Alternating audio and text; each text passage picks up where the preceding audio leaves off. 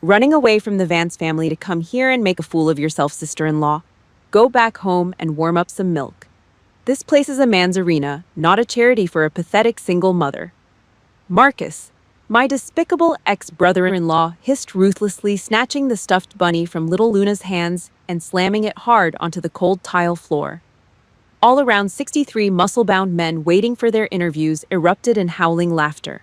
They looked at my daughter and me like a pile of trash that stumbled into the wrong territory. Watching my daughter shrink back, every emotion inside me instantly froze into killing intent. He thinks I'm just a cowardly widow. He forgot who I am. And exactly 27 seconds later, I made Marcus's arrogant smile permanently freeze on his face when he witnessed with his own eyes. Before I tell you what happened in those 27 seconds, take 1 second to hit like and subscribe to the channel. If you have also been trampled by your in-laws, let me know in the comments where you are watching this video from and at what time. As for now, get ready to see how I make their arrogance pay the price. The laughter of 63 grown men echoed off the floor-to-ceiling glass of the Sterling Innovations lobby. It bounced against the steel support beams, sharp and grating in my ears. I didn't blink. I didn't scream. I didn't lunge at Marcus to claw his eyes out like a civilian would. 8 years in U.S. Army intelligence drills a very specific ugly truth into your bones. Whoever shows emotion first is the one who dies. I slowly crouched down. The cold marble floor bit through the knees of my faded jeans. My hand closed around Pepper the stuffed bunny. A smudge of dirt stained its left ear. I dusted it off with 2 precise flicks of my thumb and tucked it back into Luna's trembling arms. Her tiny ice-cold fingers instantly dug into my wrists, seeking safety. I shifted my weight, pulling her firmly against my leg. I became a physical wall, completely blocking her line of sight from the monster standing above us. Then I stood up. I didn't look at Marcus's eyes. My gaze locked dead on the center of his throat, his Adam's apple. The most vulnerable, unprotected biological target on the human body. Just staring at it, calculating the exact pounds of pressure required to crush it. For a split second, a visible tremor ran down Marcus's spine. The smirk on his face twitched. He shifted his weight, suddenly shuffling his expensive leather loafers, uncomfortable under the dead silence of my stare. But he was a coward masquerading as an alpha. He quickly turned his head back to the crowd, laughing louder, using their obnoxious noise to mask his sudden spike in heart rate. The herd of men around us started nudging each other, egging him on. They were packed into cheap, off-the-rack suits that strained against their oversized biceps. Thick necks, cauliflower ears. They carried thick, plastic-laminated portfolios, shiny enough to blind someone. The air in the lobby was thick. It smelled like cheap aerosol cologne, stale coffee, and steroids. Total amateur hour. I stood perfectly still, listening to their loud, booming voices. They were bragging, swapping fake war stories about bouncing at downtown nightclubs, tossing underage drunks out of dive bars, or babysitting D-list reality stars on the red carpet. To them, security meant physical intimidation. It was all about flexing muscle mass, posturing, and growling at people who were smaller than them. They glanced at me sideways. A 130-pound woman in a faded olive green windbreaker holding a kid's hand. I was a stray cat that wandered into a kennel of pit bulls. They had absolutely no concept of the gap between a nightclub bouncer and a Tier 1 CQB specialist. Out in the sandbox, muscle is just a bigger target for shrapnel. It's cannon fodder. Situational awareness, threat assessment, and a cold calculating brain that is what dictates who gets zipped in a black body bag and who gets to fly home. These guys were just playing dress-up. The heavy double doors of the recruitment suite clicked open. A hiring manager stepped out holding a clipboard, calling the applicants up to the massive mahogany registration desk. Marcus didn't move to help. He leaned against the edge of the desk, crossing his arms over his chest. He was the interim director of security for Sterling, and he was milking every single drop of that power to humiliate me. Marcus was the perfect puppet for old Arthur Vance, my ex-father-in-law. Incompetent, greedy, and utterly ruthless. When my husband David was alive, Marcus suffocated under the weight of his own jealousy. David was brilliant. Marcus was a disappointment who had to buy his way out of DUIs. Now that David was gone buried under 6 feet of Chicago dirt, Marcus dumped all that festering inferiority complex onto me and Luna. As the line moved forward, I walked past him. He deliberately stuck his polished leather loafer out, kicking the scuffed heel of my boot. He leaned in close. The stench of stale bourbon and Cuban cigars rolled off his breath, turning my stomach. He hissed through his teeth, keeping his voice low enough so the manager wouldn't hear. "I'm gonna show you right now, Bates. A stray bitch carrying my family's name has no business existing in this city." I stopped walking. I didn't look at him. I simply reached down and smoothed out a crease on my windbreaker. Not a single flinch. Not a twitch of the jaw. My total chilling indifference hit him like a physical blow. It gutted his fragile ego worse than any insult ever could. Next. It was my turn. The hiring manager sitting behind the heavy oak desk looked up. His eyes dragged up and down my frame, resting briefly on Luna, before settling on me with raw, unfiltered contempt. "Where's your resume, Ms. Bates?" He tapped his pen on the wood, a condescending smirk playing on his lips. "We don't hire babysitters here. This is corporate security." Behind him, Marcus grinned. He was practically vibrating with excitement. He was waiting for the moment I dug into my pockets to pull out a crumpled, pathetic stack of photocopies. He wanted the crowd to laugh again. He wanted me to beg. I slid my right hand into my coat pocket. There was no 50-page portfolio. There were no laminated certificates or glowing letters of recommendation from club owners. I pulled out a single crisp piece of white paper folded neatly into quarters. I set it down on the desk and smoothed it out with my index finger, pushing it directly under the manager's nose. The paper was entirely blank except for one line of text written in black ink. Just a phone number. And beneath it, a single sentence. "Call this number if you require military-grade clearance confirmation." It was the direct encrypted line to 4-star Army General Robert Mitchell at the Pentagon. Marcus wanted to play a psychological game of power. Fine. I was about to flip the board. Marcus stared at the folded white paper. His thick, hairy fingers drummed against the polished mahogany desk. A heavy theatrical sigh escaped his lips. He leaned in the stench of stale bourbon and cheap mints hitting my face. "What is this garbage, sister-in-law?" He sneered. "You think playing mysterious gets you a paycheck? What did you give us a hotline for a single mom's charity?" The musclehead standing in line behind me snickered. A low, ugly sound. The recruiter sitting behind the desk rolled his eyes. He reached out his fingers, curling to crumple my paper and toss it in the trash can. I didn't raise my voice. I didn't have to. I would take that seriously if I were you. My tone was dead flat. It sliced right through the snickering in the lobby. "Go ahead, call it, assuming you have the clearance level to even dial out. That number requires a Department of Defense security code." The recruiter's hand froze mid-air. His fingers hovered an inch above the paper. The room went dead silent. You could hear the low hum of the HVAC unit kicking on. They didn't know it, but behind those 10 digits was the full crushing weight of a 4-star Army general. It wasn't a resume, it was a warning. Looking at Marcus's ugly, triumphant sneer, an old, jagged wound ripped wide open in my chest. I was suddenly back at the cemetery. David's funeral. The Chicago snow was blinding that afternoon. It whipped off the lake, biting right through my thin black coat. I stood alone by the heavy oak casket. I bit the inside of my cheek until I tasted warm, metallic copper. I refused to cry, not in front of them. Arthur Vance, my father-in-law, the ruthless old fox who ran their corporate empire, marched right up to me. The snow crunched under his custom Italian leather shoes. Not a single tear in his cold, dead eyes. He shoved a thick, gloved finger right into my face. "You are worthless!" He spat, his voice dropping so the other mourners couldn't hear. "You couldn't even keep my son alive. Hand the girl over to me.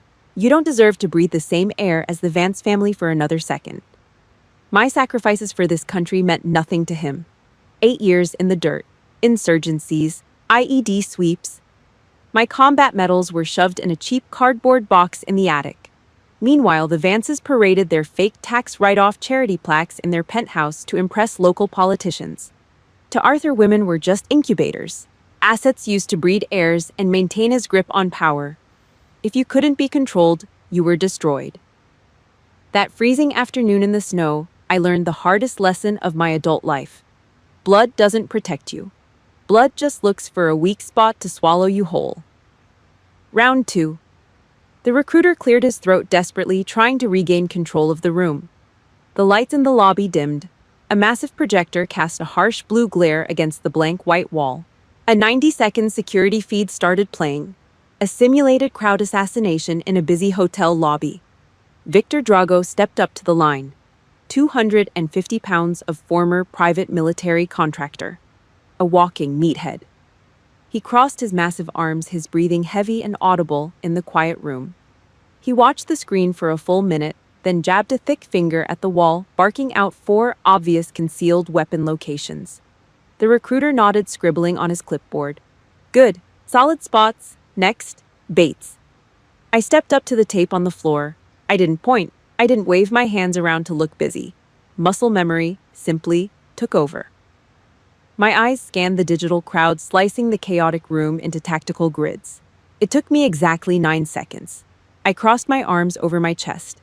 I kept my voice clinical, cold.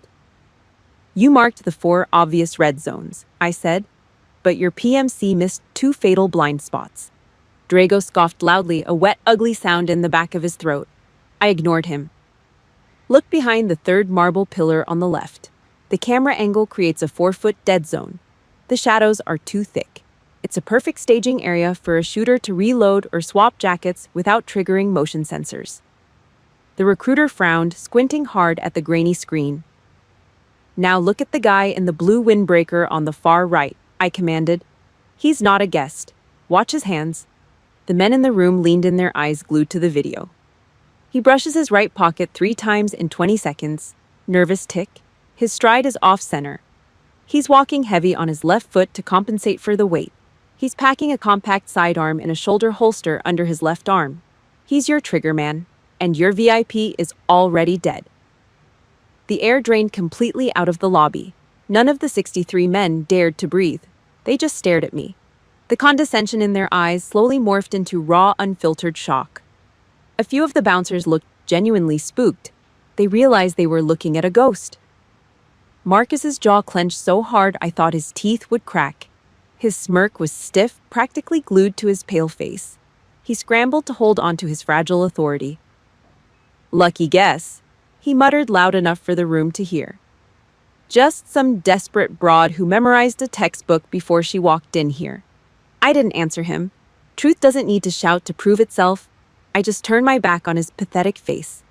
I started walking toward the corner where Luna was quietly sitting, clutching her dusty bunny. But right then, the hairs on the back of my neck stood straight up. Pure combat intuition. I stopped. I slowly looked up. High above the lobby floor, past the massive steel beams, was the 38th floor balcony. Tinted corporate glass.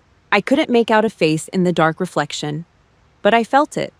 A heavy razor-sharp gaze pinning me down to the marble floor. Evelyn Sterling, the Ice Queen CEO. She was up there, watching. Marcus thought he held the keys to this kingdom down here in the dirt. He was dead wrong. The real purge was just about to begin. The digital bracket for the physical combat test flashed onto the massive flat screen mounted on the wall. A low collective murmur rippled through the pack of men. I didn't need to look hard to see Marcus's dirty fingerprints all over this. He had personally hacked the seating system. My name, Sophia Bates, was bracketed right next to Victor Drago. A 130-pound woman matched against a 250-pound ex-mercenary. Marcus's game plan was painfully cheap, but brutal. He wasn't just trying to fail me. He wanted Drago to physically break me. Snap my bones, humiliate me in front of 63 men, and leave me bleeding on the mat so he could run back and brag to old Arthur Vance. Drago cracked his knuckles. The sound was like dry branches snapping. He lumbered onto the black rubber mat, rolling his massive shoulders. He leaned over the tape line, exhaling. His breath hit me, a foul, sour stench of garlic and rotting confidence. Listen, soccer mom! Drago grunted, a thick, ugly smirk splitting his face. Do yourself a favor. Go home and warm up a bottle. Blood hits the mat, the kid's gonna scream. The crowd of meatheads howled with laughter. They slapped each other on the back, feeding off the toxic testosterone. I didn't smile. I didn't scowl. I reached down and unzipped my faded olive windbreaker. I folded it once, precise and sharp, and handed it to Luna. I gave her hand a single firm squeeze. Then I stepped onto the mat. Every nerve ending in my body went cold. The noise in the room faded into a dull, flat static. My central nervous system bypassed the frontal lobe and switched entirely to kill mode. Suddenly, the heavy atmosphere in the lobby crystallized. The heavy oak doors at the back of the suite swung open. Evelyn Sterling walked in, the CEO of Sterling Innovations. She didn't announce herself, but the sharp, rhythmic click of her stiletto heels hammering against the marble floor commanded absolute authority. The air around her was literally freezing, suffocating the cheap chatter in the room instantly. The men went dead silent. Marcus panicked. He scrambled forward, his spine curving into a pathetic, groveling posture, ready to kiss her feet. Evelyn didn't even look at him. She simply raised one perfectly manicured finger and flicked it sideways, dismissing him like a pesky fly. Her eyes, sharp gray and colder than a razor blade, cut straight across the room. She didn't spare a single glance for the 250-pound giant standing on the mat. She looked directly at me. It was a raw, unfiltered assessment. The referee blew the whistle, sharp and loud. Drago roared.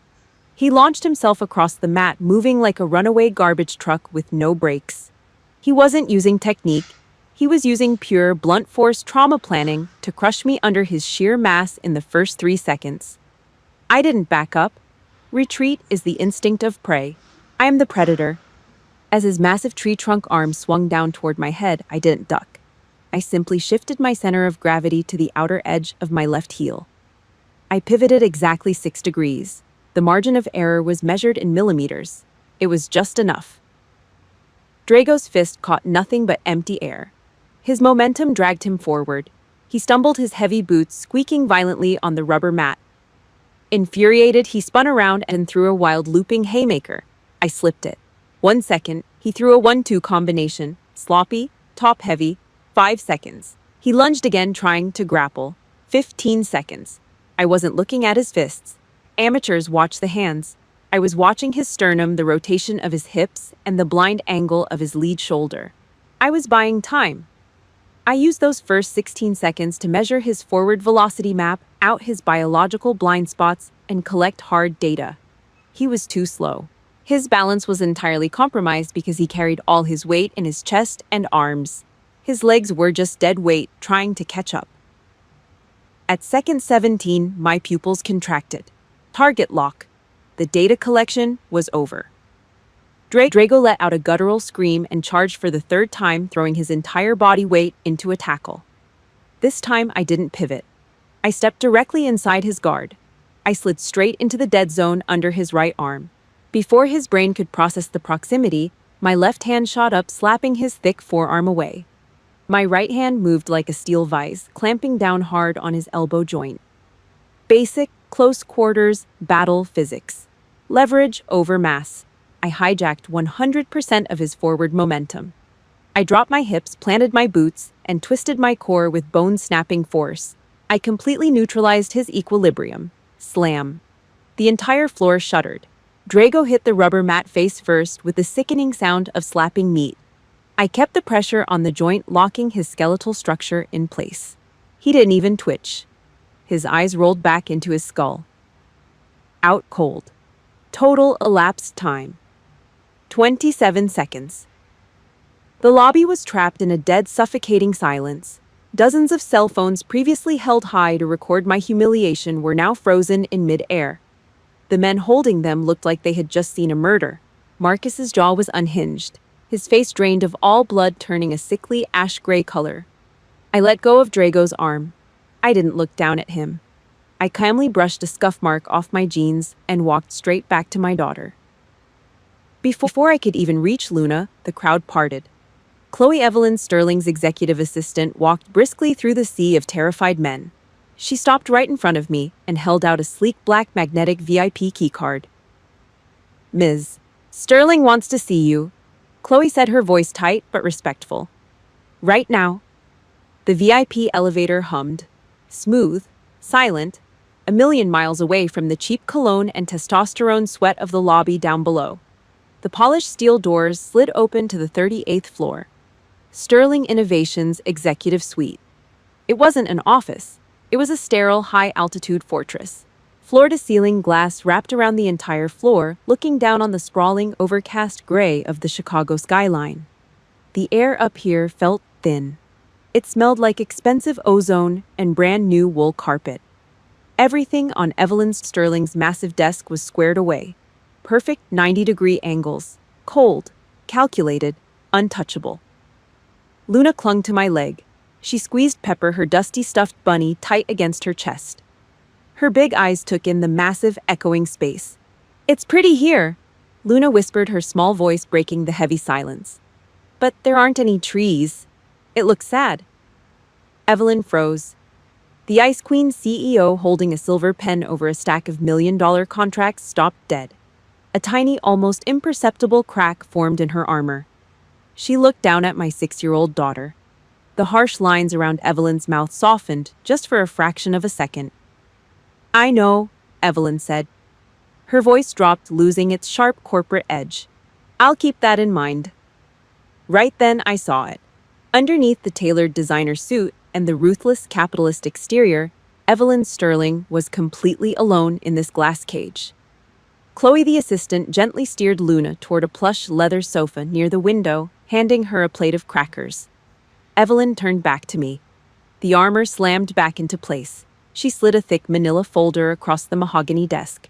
"Your file is terrifying, Captain Bates," Evelyn said, leaning back in her chair. Her gray eyes locked onto mine, searching for a flinch. "But that's not why I called you up here. Who used military-grade encryption to anonymously drop this on my secure server last night?" I glanced at the bottom corner of the first page. A tiny, distinct black smudge. General Mitchell's handwriting. A ghost from the Pentagon looking out for me. I kept my face entirely blank.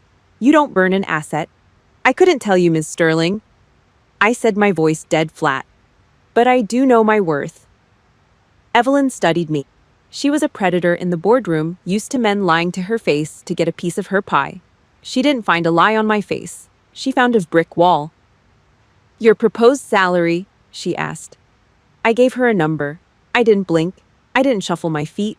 I didn't round down to be polite or play the grateful single mother. It was a heavy number.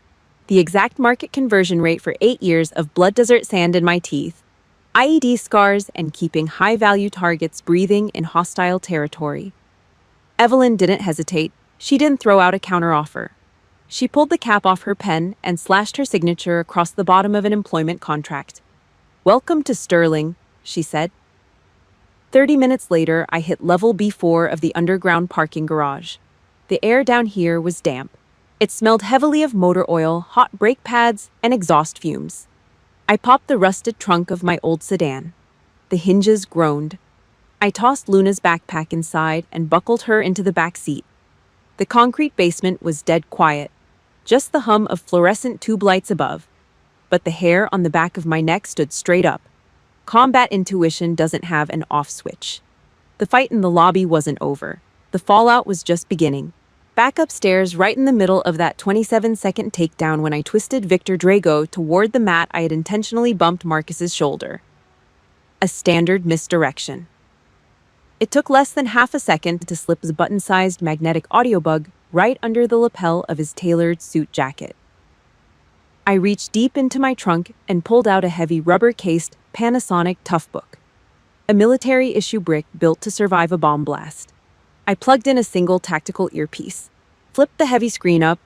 My fingers flew across the keyboard, bypassing the civilian operating system. The audio interface booted up. Green sound waves spiked across the black screen. Static hissed in my ear.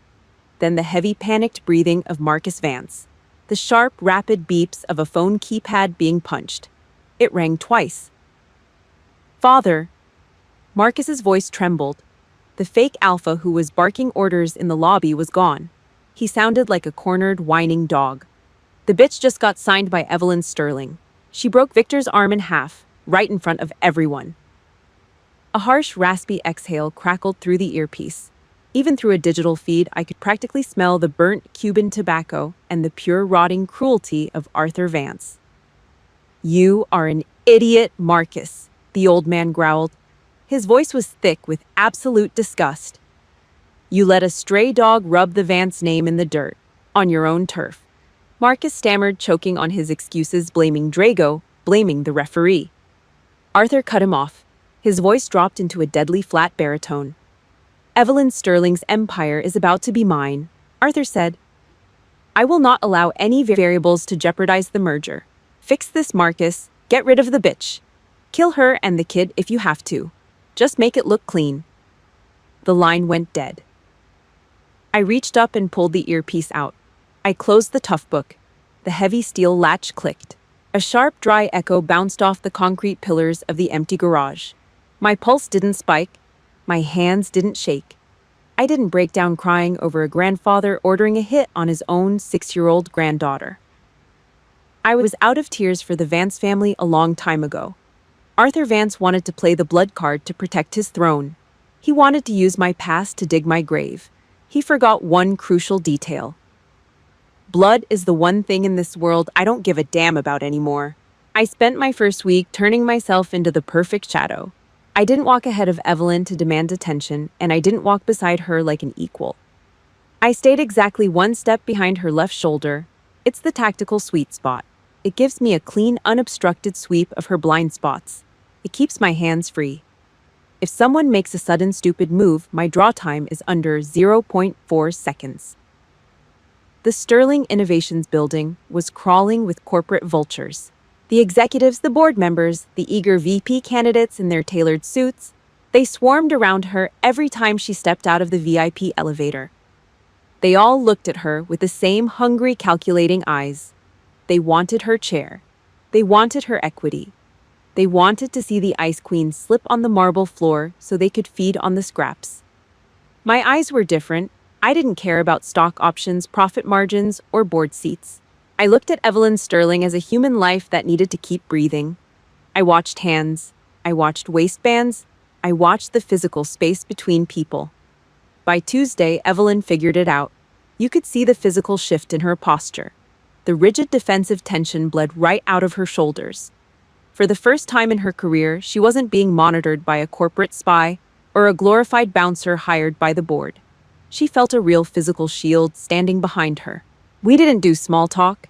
We didn't swap weekend stories. My military discipline locked perfectly into her cold corporate silence. Thursday afternoon, the cheap plumbing at Luna's daycare finally gave out.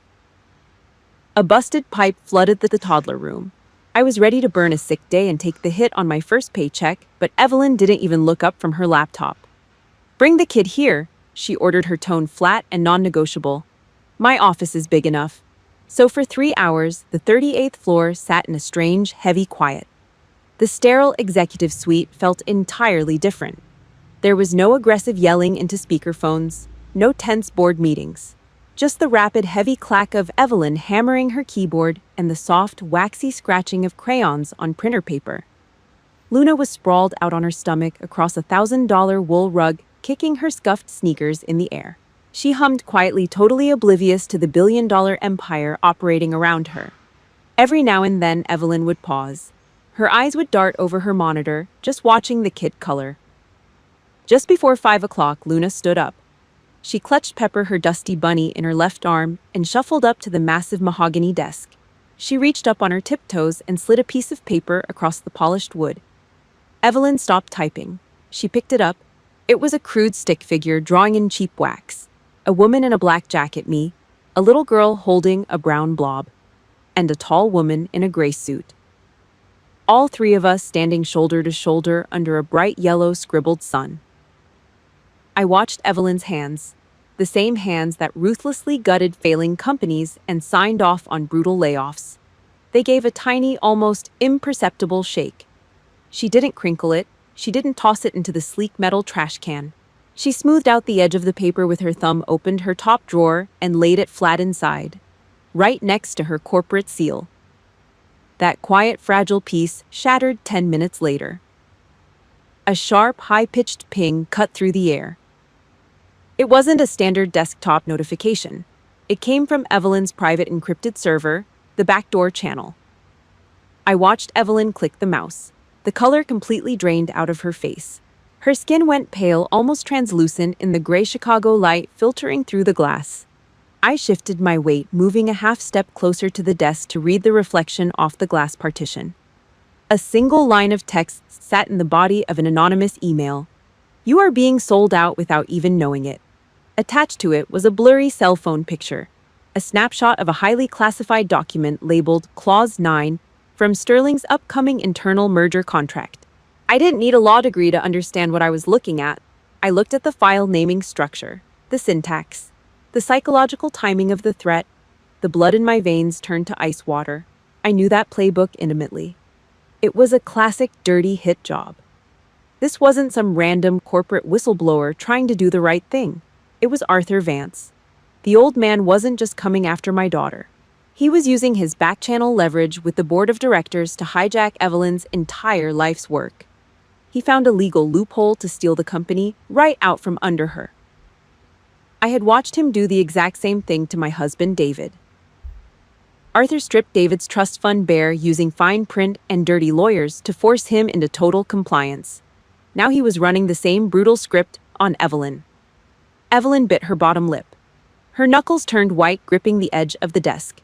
It was the heavy, suffocating weight of the glass ceiling crashing down on her. The realization that no matter how hard she fought, the good old boys club was trying to bury her. She was furious, but she was cornered. I broke protocol. A bodyguard stays in the background. A bodyguard stays silent. I didn't do either. I took a full step forward, abandoning my post behind her shoulder, and stood right beside her at the desk. I kept my voice low, dropping it into a flat, gravelly register. "Ms. Sterling," I said, my words sharp enough to cut glass. "The man who sent that ghost file is Arthur Vance. I know his methods. He's not a businessman looking for a clean merger. He's a predator. He likes to play with his food. He'll drain you psychologically until you quit long before he actually snaps your neck." Evelyn slowly looked up at me. The momentary panic in her gray eyes vanished. It was entirely replaced by a freezing, razor-sharp fire. She realized she wasn't alone in the crosshairs anymore. She reached for the heavy desk phone and hammered the intercom button. "Chloe?" Evelyn ordered, her voice completely stripped of any fear. "Call the Meridian. Book the private dining room for tonight. Tell Chairman Vance I want a quiet dinner." The VIP dining room on the 40th floor of the Meridian was a completely different world. It was drowning in crystal chandelier light and the low, heavy hum of old money. Waiters in white gloves moved like ghosts. But no amount of soft lighting or expensive cologne could cover up the stench of Arthur Vance. He sat at the head of the heavy oak table. He wore a custom-tailored Tom Ford suit that probably cost more than my first car. A warm, grandfatherly smile was glued to his wrinkled, leather-like face. It was the perfect disguise. When Evelyn and I walked through the double doors, Arthur stood up. He extended a hand, feeding Evelyn a script full of slick, empty corporate flattery. Then his eyes slid past her shoulder. They locked onto me. The grandfatherly warmth instantly vanished. His eyes went dead. Cold. Reptilian. He looked at me the way a snake measures a rat before unhinging its jaw. The dinner was suffocating. I stood exactly one step behind Evelyn's chair, watching the exits, listening to the agonizing scrape of steak knives against expensive porcelain. Arthur spent an hour weaponizing the concept of family. He used words like legacy, protection, and collaboration to mask his absolute greed. He was boxing Evelyn into a corner, subtly threatening a hostile board takeover if she didn't surrender control of Sterling Innovations. I watched Evelyn's hands under the table. Her knuckles were bone white. She was gripping her silver fork so hard the metal was bending. But above the table, her face was flawless. Total corporate royalty. She shot down every single one of his manipulative arguments with cold, hard numbers. She didn't give him an inch. By the time the espresso arrived, the air in the room was thick enough to choke on. Evelyn stood up, dropping a crisp $100 bill for the valet. She walked out into the carpeted hallway, first to secure her coat. Arthur didn't follow her immediately. He deliberately dragged his feet, letting the heavy oak doors swing shut, cutting us off from the hallway. He stepped directly into my path. The polished billionaire mask melted right off his face. Underneath was just raw, primitive cruelty. He stepped into my personal space. The smell of rare, bloody prime rib and stale Cuban cigar smoke blasted me in the face. It was nauseating. He leaned in close, his voice dropping into a guttural, venomous hiss. "You aren't going to keep the girl for long, Sophia." He spat the words at me like poison. "You are a stain on my family's legacy. My legal team is already drafting the custody papers. We'll pull your military file. We'll drag you into family court and prove you suffer from violent, untreated PTSD. I will take Luna. And you and that arrogant CEO out there will both be out on the street with absolutely nothing." He smirked, a wet, ugly smile. He thought dropping the threat of family court and weaponizing my combat trauma would break my knees. He expected me to panic, to beg, to cry. My heart rate didn't spike a single beat. 8 years of psychological conditioning in the sandbox. You don't flinch when the enemy tries to execute a psychological breach. I didn't take a step back. I did the exact opposite. I stepped forward, half a pace. I closed the physical gap between us so fast that the old man actually flinched his expensive leather shoes, scraping awkwardly against the carpet. I looked down at him. My eyes were two pits of dead ice staring straight through his skull. I didn't raise my voice. I didn't need to. I dropped my tone into a heavy, suffocating register. Pure, unfiltered malice. "You go ahead and try to touch my daughter, Arthur." The words hung in the air, thick and heavy. "Your lawyers might be good, but they can't save you from what I already know about your offshore accounts in the Caymans. I will show you exactly how an army intelligence officer dismantles an empire." The ugly smirk vanished from Arthur's face. The blood completely drained from his cheeks. A single thick blue vein began pulsing violently against his right temple. He opened his mouth, but no sound came out. I didn't wait for a response. I turned my back on him and walked out the door, leaving that piece of garbage standing alone in the dark. 10 minutes later, we were in the back of Evelyn's armored SUV. The air inside the cabin was heavy. The amber streetlights of downtown Chicago flickered across Evelyn's tired, sharp features. She was staring out the bulletproof glass, her jaw tight. Suddenly she spoke. She didn't look away from the window. "You already knew about Clause 9, didn't you?" "Before the email today." It wasn't a question. It was an accusation. I looked at her reflection in the rearview mirror. I locked my jaw. I read the hidden merger files on my first morning.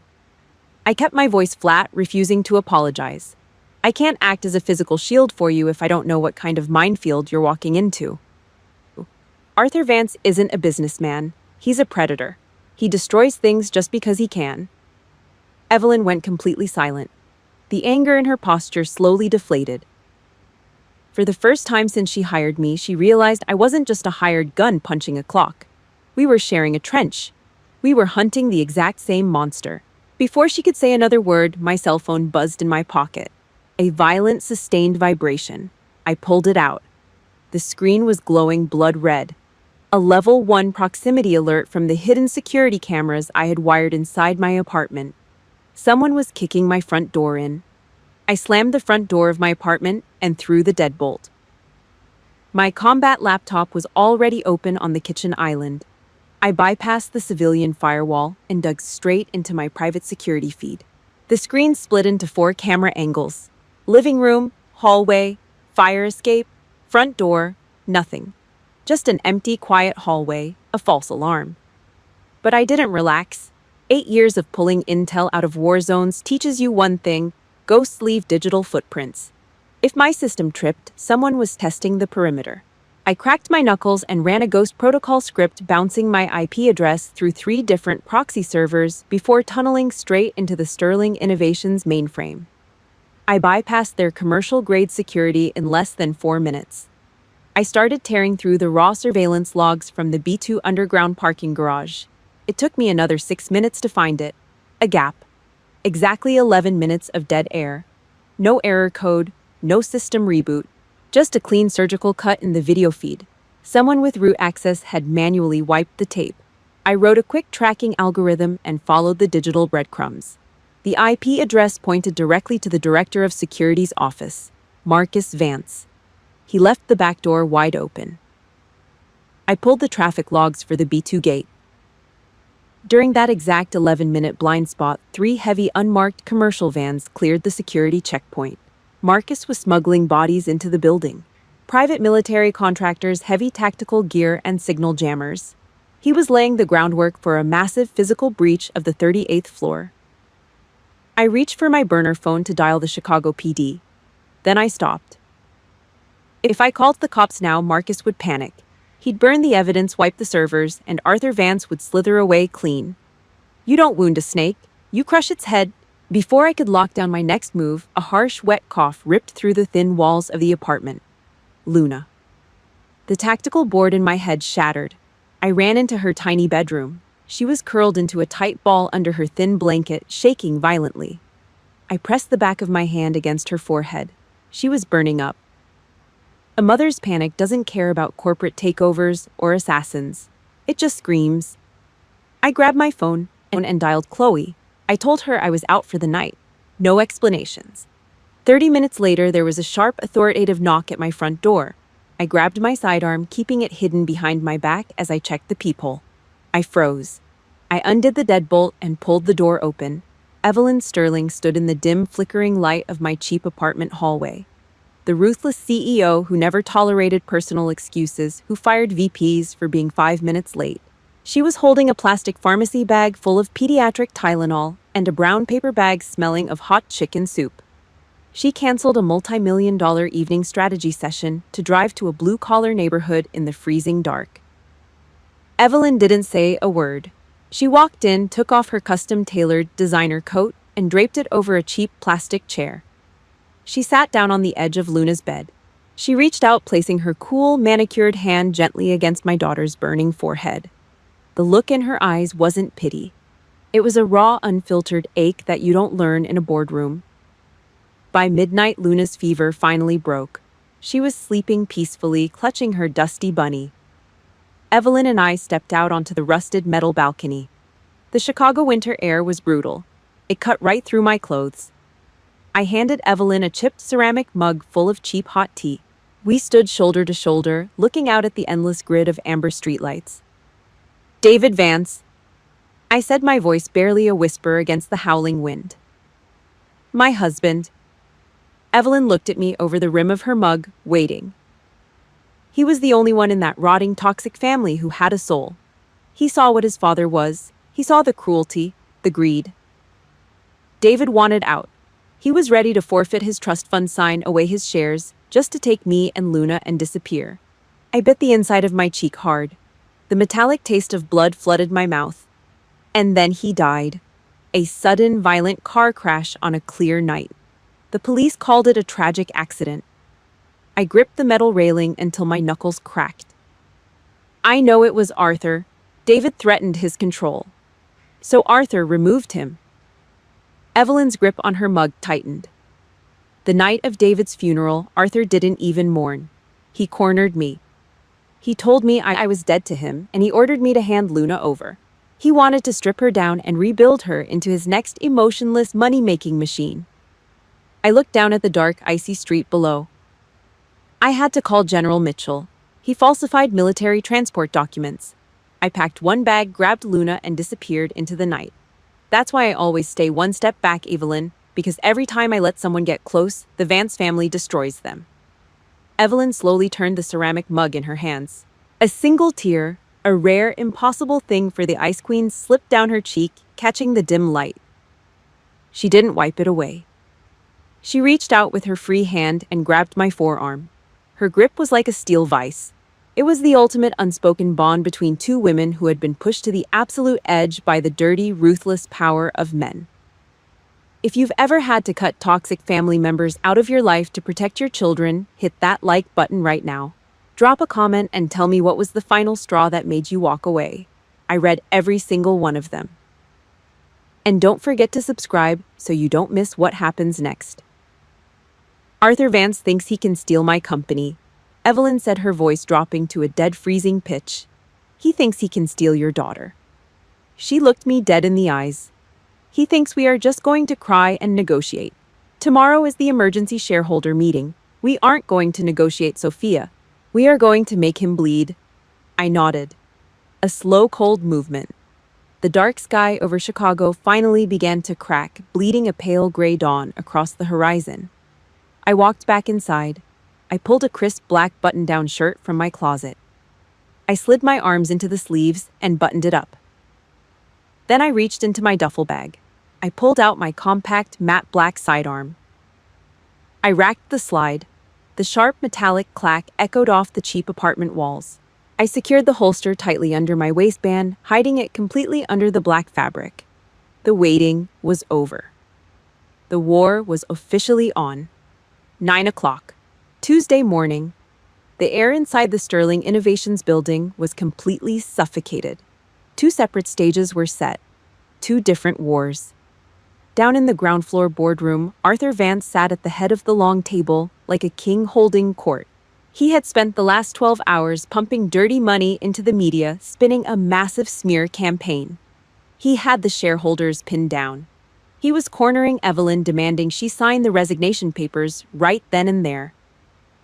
38 floors above him, the real blood was about to spill. The entire closed-circuit camera system on the top floor went dead. The green lights on the ceiling monitors blinked out. Total blackout. The heavy glass doors to the executive suite were kicked open. Marcus Vance walked in. He wasn't alone. He brought 4 high-end mercenaries, heavy tactical vests, suppressed sidearms. Marcus wasn't just here to steal the data servers. Arthur had given him a secondary target. Luna. My daughter. Chloe was hiding her in the private break room at the end of the hall, the reinforced steel door locked tight. Marcus and his crew thought they were walking into an empty suite. They thought I was just some widow playing security guard. They didn't know an army intelligence monster was already standing in the dark hallway, my right hand gripped tight around a matte black tactical combat knife. When you fight in a narrow corporate hallway, there is no room for flashy martial arts. There is no movie choreography. It's just raw, ugly survival. The 4 mercs fanned out, clearing the corner. I didn't wait for them to spot me. I became a machine. I exploded out of the shadows. The first guy in the stack reached for his holster. I didn't let him clear the leather. I launched a driving front kick straight into his left kneecap. A sickening crack echoed off the walls. His legs snapped backward at a completely unnatural angle. He hit the floor screaming. The second guy turned, swinging his rifle. I ducked under the barrel, stepped into his guard, and drove a brutal rising elbow straight upward into his throat. His Adam's apple crunched. He dropped like a sack of concrete, foaming at the mouth. The last 2 rushed me at the exact same time. One of them pulled a serrated blade. He lunged. I twisted my torso, but the hallway was too tight. The steel sliced a deep 3-inch gash across my left bicep. Hot blood instantly soaked through the sleeve of my black shirt. The pain didn't scare me. It didn't slow me down. It flipped a switch in my brain that civilians don't have. It activated pure, cold, killing intent. I grabbed his wrist with my bleeding arm, twisting it outward until the joint popped. I stripped the knife out of his grip and drove it hard straight down into his thick thigh. He roared, his knees buckling. I grabbed him by his heavy tactical vest, hauling his massive weight up to use him as a human meat shield. The 4th guy hesitated, unwilling to shoot his own man. That 1 second of hesitation cost him everything. I shoved the bleeding merc forward, throwing him off balance. As the 4th guy stumbled back to avoid the collision, I stepped off the wall and launched a spinning back kick. My boot connected flush with the center of his chest. He flew backward. Crash! He smashed entirely through the heavy glass partition of a corner office, landing in a pile of shattered, jagged corporate glass. 4 highly trained killers. Neutralized. Total elapsed time, 40 seconds. I stood in the hallway, chest heaving. The heavy metallic smell of fresh blood instantly overpowered the scent of expensive office carpet. Blood was dripping down my arm, pooling onto the floor. I reached up with a steady hand and pressed the comms button pinned to my collar. "Floor 38 is clear," I said into the mic. 38 floors down, Evelyn Sterling heard my voice crackle through her hidden earpiece. She didn't flinch. She stood up. The defensive cornered CEO was gone. She stood at the head of the boardroom table, looking like an absolute god of war. She reached into her sleek designer bag and pulled out a massive 2-inch thick stack of manila folders. She slammed the stack down. Whack! The heavy thud echoed across the boardroom right in front of old Arthur Vance's face. Clause 9 is officially null and void, Evelyn declared, her voice ringing out sharp and lethal. What you are looking at is physical proof of corporate fraud, transnational money laundering, and federal bribery committed by the Vance conglomerate. Arthur's smug, wrinkled face froze. General Robert Mitchell helped me submit this entire file to the FBI Cyber Division late last night. Evelyn added, her eyes burning holes through the old man. Arthur's hands began to shake. He frantically flipped open the top folder, reading the undeniable, unredacted financial logs. His offshore Cayman accounts, his shell companies. It was all there. Right on cue, the piercing, chaotic wail of police sirens flooded the street outside the Sterling Innovations building. Red and blue lights flashed aggressively through the boardroom windows. Arthur's legs gave out. He collapsed heavily back into his leather chair, his face turning the color of wet ash. The Vance empire was dead. Executed on live corporate television. The legal theater was over. But upstairs, the physical nightmare wasn't finished. I stepped over the groaning bodies in the hallway. I started walking toward the break room to get Luna. A sharp crunch of broken glass stopped me. Marcus Vance stepped out of the server room. He was holding a heavy black Glock 19. He was pointing the muzzle straight at my head. His eyes were completely wild, manic. He had a tablet in his left hand. He had been watching the live feed of the boardroom. He had just watched his father, his entire inheritance, get completely wiped out. His mind was completely gone. "You think you're so smart, Sophia," Marcus screamed, his voice cracking, spittle flying from his lips. "You think you won, but a roundhouse kick isn't faster than a hollow point bullet." I stood perfectly still. Blood continued to drip from my biceps, sliding down between my knuckles. "Bring the brat out here right now," Marcus roared, waving the gun frantically. "You're just a failed, pathetic bitch who couldn't even keep her own husband alive." He actually thought the gun would make me drop to my knees. He thought using David's death as a psychological weapon would break my mind. He didn't realize that the second he brought David into this, he had already finished digging his own grave. Marcus stood at the end of the glass-covered hallway. His custom-tailored suit was wrinkled, covered in drywall dust. His hands were shaking so hard the heavy barrel of the Glock 19 vibrated in the air. He was cornered, a rat trapped in a burning building. "You think you won," Marcus screamed, his voice cracked high and hysterical. Spit flew from his lips, landing on the shattered glass covering the floor. He started pacing, pointing the gun at me, then at the elevator, then back at me. Classic gaslighting. Classic narcissist losing his mind when the illusion of control evaporates. "You destroyed everything," he roared, his eyes wide and wild. "You brought this bad luck into our house. David died because of you. You couldn't protect him, and now you're trying to ruin me." He was trying to dig into the old wounds. He wanted to see me break. He wanted me to drop to my knees and cry, begging for my life and my daughter's life. He needed that power trip to feel like a man again. I didn't move an inch. I didn't hide behind a pillar. I just stood there. Blood was still dripping from my left bicep, sliding down my forearm and hitting the floor with a steady, quiet tap, tap, tap. My eyes were flat, dead, colder than a Chicago winter. I stared straight down the dark, open barrel of his gun. I didn't say a word. That total, suffocating silence terrified him more than a screaming match ever could. He realized he was looking at a ghost. He was looking at a predator that had survived actual war zones, not corporate boardrooms. He was a coward who had never actually pulled a trigger outside of a luxury shooting range. He swallowed hard. His breathing was rapid, shallow, smelling of stale coffee and raw panic. He blinked. One single blink. That was all the margin I needed. I didn't draw my own weapon. Too slow. I whipped my right arm forward, hurling my heavy rubber-cased cell phone like a fastball straight at his face. Marcus flinched. Pure reflex.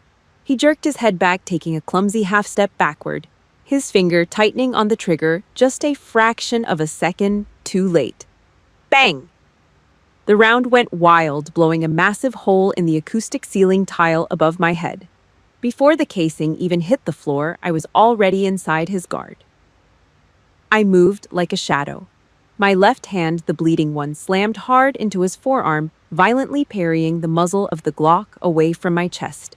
My right hand shot forward like a steel trap, locking completely around his thick, shaking wrist. I didn't hesitate. I channeled 8 years of suppressed rage, every single insult, every single threat into one brutal, flawless joint manipulation. I pivoted my hips, anchored my boots to the floor, and twisted his wrist against the natural axis of the joint with everything I had. Snap! The sound was barbaric. A sharp, sickening crack of heavy bone breaking in half. Marcus let out an agonizing, high-pitched scream.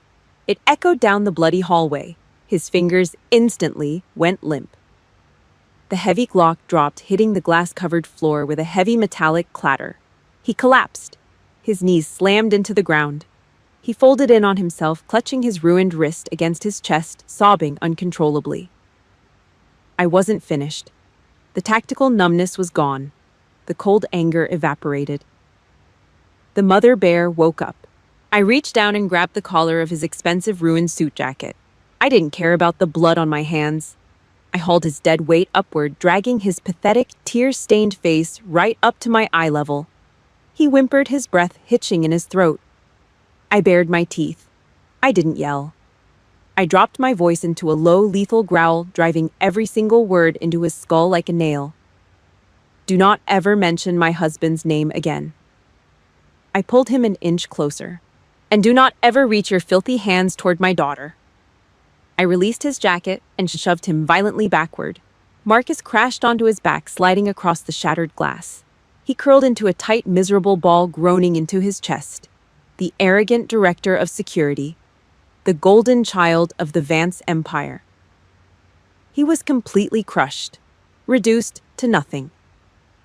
The heavy thud of tactical boots echoed down the stairwell. A 4-man Chicago SWAT team breached the 38th floor, sweeping the hallway with M4 rifles. They saw the 4 bleeding mercenaries. They saw me standing over Marcus. They didn't point their weapons at me. Evelyn had already cleared this floor with the feds. 2 tactical officers grabbed Marcus by his shoulders, hauling him roughly off the floor. They slammed him face first against the wall, zip-tying his broken wrist behind his back. He screamed again, but the cops ignored him. Down in the main lobby, the scene was playing out exactly the same way. FBI agents were escorting Arthur Vance out of the building. His hands were cuffed tightly behind his back. The custom Italian suit looked ridiculous now. As the cops dragged Marcus toward the freight elevator, he crossed paths with his father. The 2 men looked at each other. There was no arrogance left, no scheming, just total, absolute defeat. A rotting, toxic empire completely erased in the span of an hour. I didn't watch them leave. I didn't give them another second of my time. I turned my back on the wreckage. I gripped my bleeding left arm, pressing hard to slow the bleeding, and started walking quickly down the hall toward the break room. Behind that heavy steel door, the only thing that mattered to me was waiting. I waved off the paramedics. I didn't want the back of a screaming ambulance. I didn't want the flashing lights or the static of police radios. Evelyn didn't ask. The CEO, who had just gutted a billion-dollar empire, walked right past the Chicago PD barricade, grabbed the keys from her private driver, and unlocked the heavy doors of her armored SUV herself. I climbed into the passenger seat. My left arm was wrapped in a tight pressure bandage, throbbing with a dull, heavy heat. Luna was curled up in the back seat, completely exhausted, clutching her dusty bunny to her chest. Evelyn put the heavy truck in drive. We pulled away from the Sterling Innovations building, leaving the flashing red and blue lights behind us. The streets of Chicago were completely empty. The cold, gray light of dawn was just starting to bleed over the jagged skyline. The heater in the SUV hummed quietly, blowing warm air against my freezing skin. For 20 miles, nobody said a word. The silence wasn't awkward. It was heavy. It was earned. At a red light, Evelyn took her right hand off the leather steering wheel. She reached across the wide center console and grabbed my hand. Her fingers were cold, but her grip was absolute iron. It wasn't a gesture of pity. It was the silent, unbreakable physical recognition between 2 survivors who had just walked out of a minefield together. I looked in the rearview mirror. The Vance family, Arthur, Marcus, the whole rotting toxic bloodline was finally back there in the ashes, dead and buried. The bloody past was officially closed. We pulled up to a quiet private medical clinic out in the northern suburbs. The second the automatic glass doors slid open, the sharp, sterile smell of rubbing alcohol hit the back of my throat. In the army, that smell meant mass casualties. It meant incoming medevac choppers, torn tourniquets, and zip-tied body bags. It was the scent of death. But tonight, it just smelled like safety.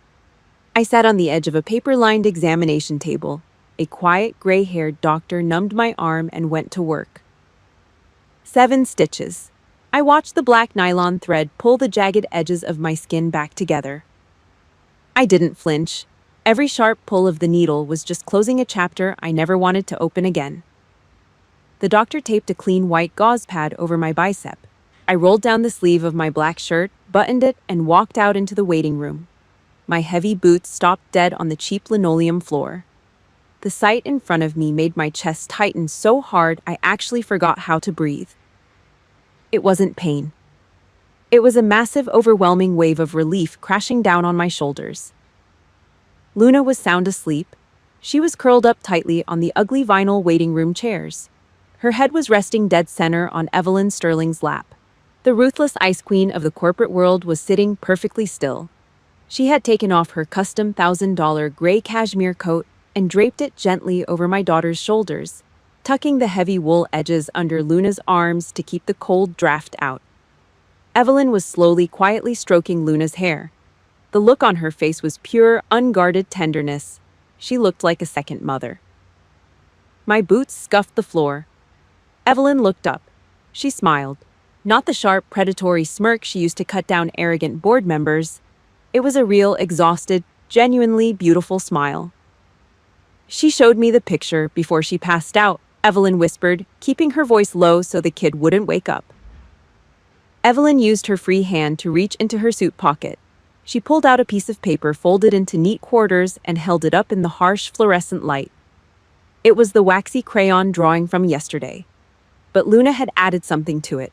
Above the stick figure in the black jacket, above the little girl holding the brown bunny, above the tall woman in the gray suit, Luna had taken a thick green crayon and drawn a massive tree.